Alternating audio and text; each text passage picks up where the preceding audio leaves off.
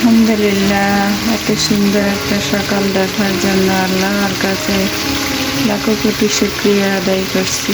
আলহামদুলিল্লাহ। এখন আছে সকালবেলা, এই তো সকাল সকাল সকালের নাস্তার জন্য একটু খিচুড়ি রান্না করব, ভুনা খিচুড়ি। তো প্রথমে এই তো আলু আর গাজর মশলার সাথে কষিয়ে নিচ্ছি।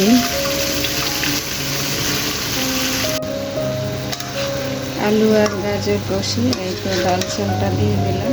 ডাল চালটা কিছু সময় কষিয়ে তারপরে পরিমাণ মতো জলের পানি দিয়ে দেব।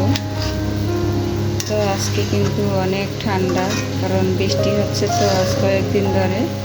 তো ঠান্ডার সময় কিন্তু সকাল সকাল লেটকা খিচুড়ি হোক আর বোনা খিচুড়ি হোক খেতে বেশ ভালোই লাগে।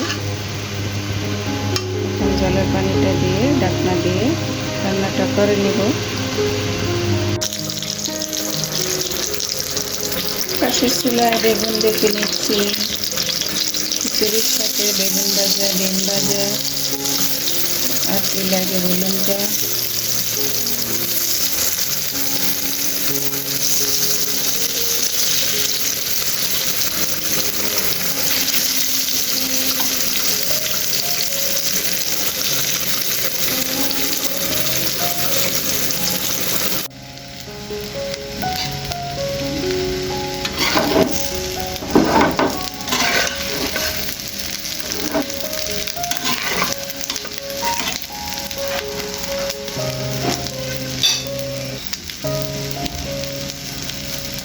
রান্নাবান্না শেষ, এখন খাওয়া দাওয়ার পালা। অলরেডি সবাই খেয়ে যার যার গন্তব্যস্থানে চলে গেছে।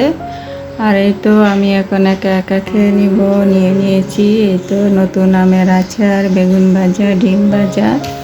তো এখন বিসমিল্লাহ বলে খাওয়া দাওয়াটা করে নিব অফ ক্যামেরায়।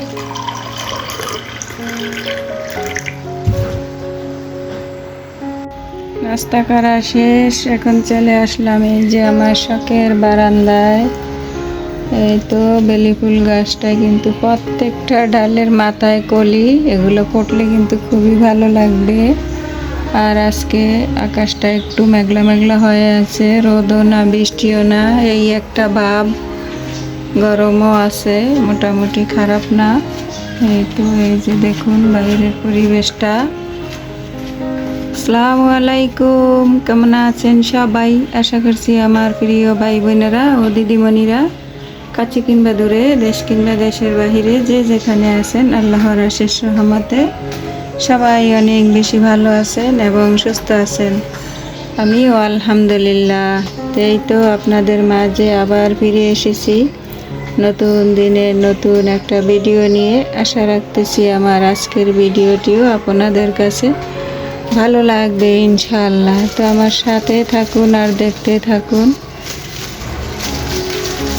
তো নাস্তা করার পর যে যার স্থানে তো চলে যায়, যার যার কর্মস্থানে।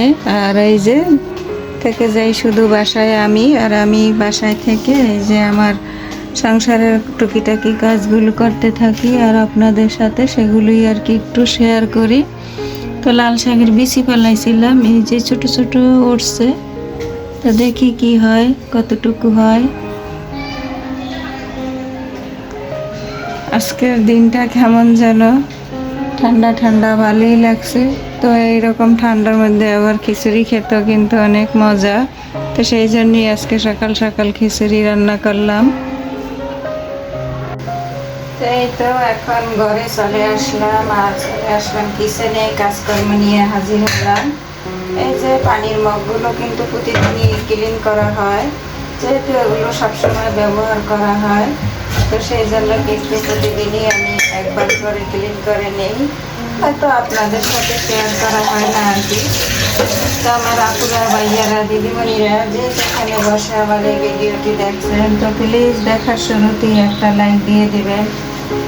একটা লাইক দিয়ে পুরো ভিডিওটা দেখে নেবেন। সবাই সবাইকে সাপোর্ট করবেন, সবাই সবাইয়ের পাশে থাকবেন। তো এই তো দেখুন কেমন আমাদের দৈনন্দিন জীবন। প্রতিদিন সকালবেলা নাস্তার একটা প্যারা, আবার সকালের নাস্তা খেতে না খেতে আবার দুপুরে কি রান্না করব সেই একটা প্যারা, আবার দুপুরে রান্না বান্না খাওয়া দাওয়া শেষ, সন্ধ্যায় আবার কি নাস্তা করব। কেউ সন্ধ্যায় করে, কেউ বিকেলবেলা করে, কিন্তু নাস্তা তো করতেই হয়। তো সেই একটা প্যারা। আবার রাত্রে কি খাওয়া দাওয়া করা যায় সেই একটা প্যারা। তো আমি সবসময় কিন্তু রাত্রের খাবার আর দুপুরের খাবার একসাথে রান্না করি। দেখা যায় কি অনেক সময় হয়তো একটু তরকারি শর্ট পড়ে যায় বা কোনো একটা কিছু শর্ট পড়ে যায়, তখন আর কি কোনো কিছু বলতে তরকারি শর্ট পড়ে, ভাত তো আর শর্ট পড়ে না, ভাত তো একটুখানি রান্না করে ফেলি আমি। তো তাতে আমার কোনো সমস্যা হয় না। তো সেই সময় আবার যে দেখা যায় রাত্রের জন্য বাড়তি একটা কিছু তৈরি করে নিতে হয়। এই হলো আমাদের দৈনন্দিন জীবন, ব্যস্তময় জীবন। তো দেখুন পেটের জ্বালা কত, এই পেটের জন্যই কিন্তু আমরা এত দৌড়াদৌড়ি, এত হয়রানি, এত ব্যস্ততা, সব কিন্তু এই পেটের জন্য। পেট শুধু খাই খাই করে। তো আসলে এই যে বাস্তব জীবন আমাদের অনেক কঠিন।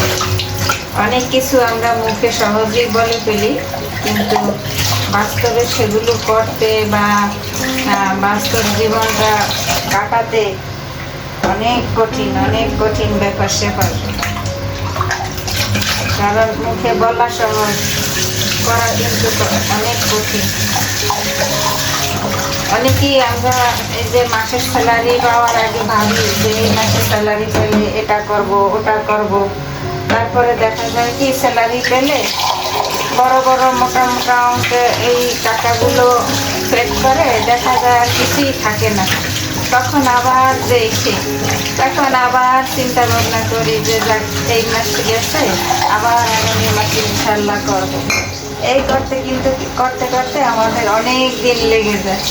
আমার তো লেগে যায়, জানি না কার কীরকম, আমার কিন্তু অনেক দিন লেগে যায় একটা জিনিস গড়াইতে, একটা জিনিস করতে, যে মাসে এটা করবো ও মাসে এটা করবো, এই ভাবতে ভাবতে দেখা যায় যে বললাম না বড় বড় অঙ্কগুলো, বড় বড় মোটা মোটা অঙ্কের যে টাকাগুলো ওইগুলো পেট করতে করতে দেখা যায় আর ছোটোখাটো একটা কোনো কিছুই করতে পারি না। তখন বলি কি থাক এই মাসে করবো না, আবার অন্য মাসে করবো। এই হচ্ছে আমাদের অবস্থা। তো আমরা হলাম মধ্যবিত্ত পরিবার, আমরা সেই জন্য সবসময় কিন্তু সব দিক চিন্তা ভাবনা করে খরচ করতে হয়, চলাফেরা করতে হয়। তা না হলে কিন্তু আমরা সমস্যা করে যাই। এই তো প্লেটটা আর মগগুলো ধুয়ে নিলাম। অফ ক্যামেরায় দুন্দুল কেটে নিয়েছি, আর দুন্দুল কেটে নিয়ে এই তো চিংড়ি মাছ দিয়ে দুন্দুল রান্না করে নিতেছি। তো গরমের মধ্যে এই ধরনের সবজি খেতে কিন্তু ভালোই লাগে। দুন্দুল একটা ঠান্ডা সবজি। তো এখানে এই তরকারিটা হতে থাকবে আর আমি অন্যান্য কাজগুলো অফ ক্যামেরায় সেরে নেব। দুন্দুল রান্না হয়ে গেছে, এখন একটু ধনিয়া পাতা দিয়ে দিচ্ছি। ধনিয়া পাতাটা দিয়ে 2-1 মিনিট জাল করে নামিয়ে নেব। এবারে মাখা মাখা রাখছি। দুন্দুল তরকারিতে জল রাখলে কিন্তু ভালো লাগে না খেতে।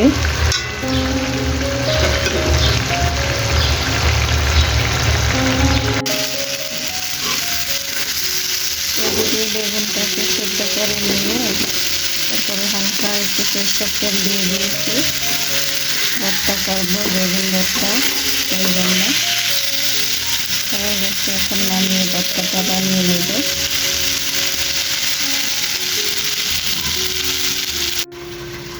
এই তো বেগুনগুলো নামিয়ে নেব, আর এই যে বেগুনের খোসাগুলো ছাড়িয়ে নেব।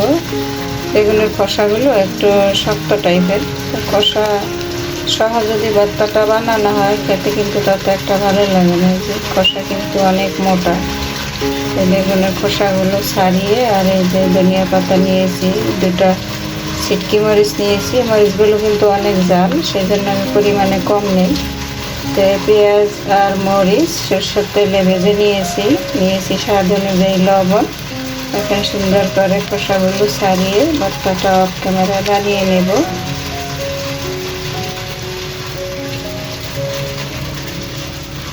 অলরেডি বেগুন ভর্তাটা করে নিয়েছি, মাশাআল্লাহ অনেক মজা হয়েছে। আমি একটু খেয়ে দেখেছি, তো গরম ভাতে এরকম বেগুন ভর্তা হলে বেশ ভালোই লাগে। তো এই তো আমাদের মতো মধ্যবিত্তদের আর কি লাগে, বেগুন ভর্তা আর দুন্দুল, চিংড়ি মাছ দিয়ে দুন্দুল, আর এই তো সরকারি ডাল। এই চলে যাবে আমাদের আজকের দিনটা। তো আমার ভিডিওটি আজ এই পর্যন্তই, দেখা হবে আবার নতুন কোনো ভিডিওর মাধ্যমে।